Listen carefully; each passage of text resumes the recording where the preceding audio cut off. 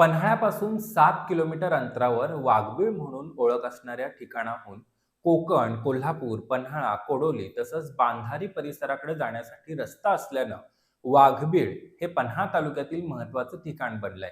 त्यामुळे इथं प्रवाशांसाठी एसटी थांबा करण्यात आला, पण इथं प्रवाशांसाठी साकारण्यात आलेलं निवारा शेड बऱ्याच दिवसांपासून दुर्लक्षित आहे. त्यामुळे निवारा शेड सुधारण्याची एसटी विभागाची इच्छा आहे का, असा प्रश्न पडलाय.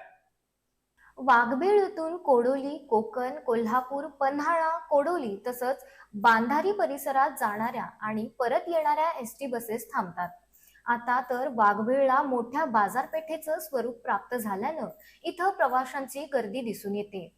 दररोज शेकडो एसटी वाघबीळमधून धावत असतात, त्यामुळे या ठिकाणी प्रवाशांची मोठी गर्दी कायमचीच असते.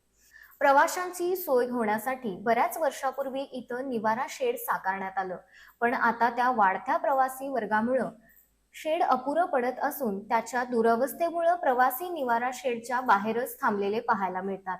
या निवारा शेडच्या भिंती कमकुवत होऊन काही ठिकाणी यांना भेगा पडल्या आहेत, तर वरचा सिमेंटचा पत्रा नावालाच असून त्याला आधार देणारे खांबही मोडकळीला आले आहेत.